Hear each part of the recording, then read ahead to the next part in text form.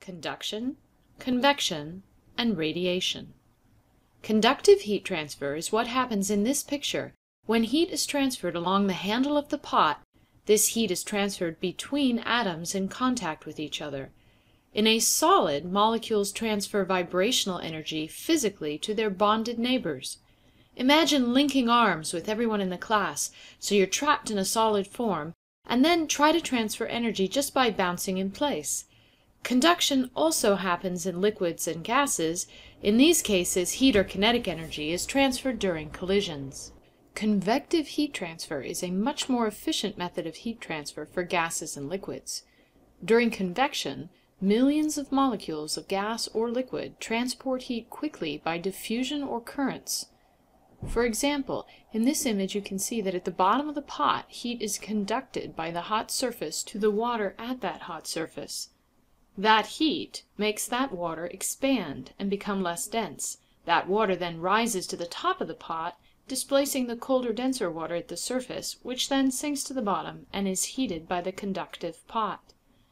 Through this process, the heat is rapidly convected through the entire fluid in a continuous cycle.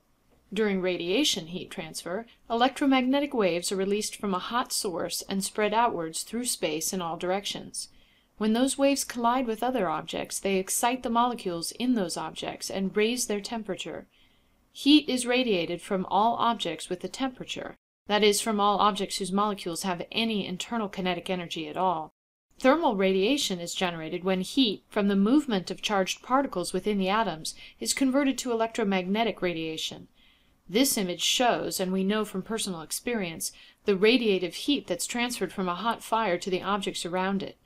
In this image, we see the hot fire radiating heat outwards. The bottom metal of the pot picks up some of that radiation and heats up. That heat is then conducted through the pot to the water in contact with it. The water molecules within the pot mix with each other and transfer heat evenly within by convection.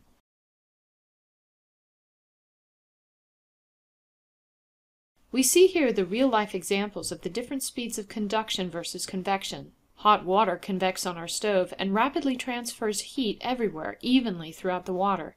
That heat is now evenly distributed around all the spaghetti noodles, and they can heat up through conduction across the boundary. The spaghetti can be cooked completely in 5 minutes. Conversely, placing a baked potato in the oven means cooking through conduction.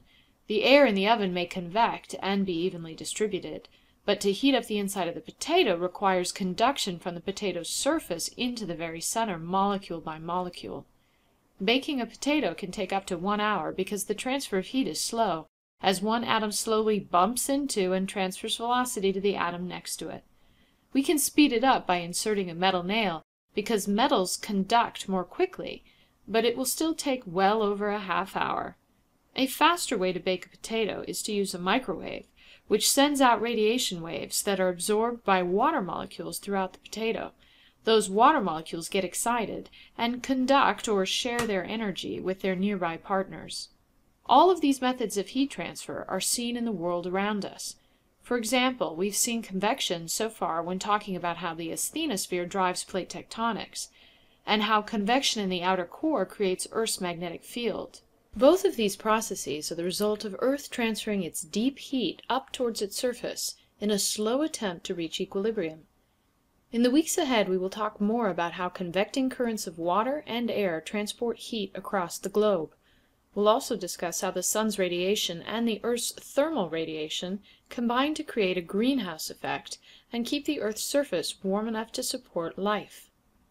In the oceans, the heat that warms the surface comes from the sun's radiation.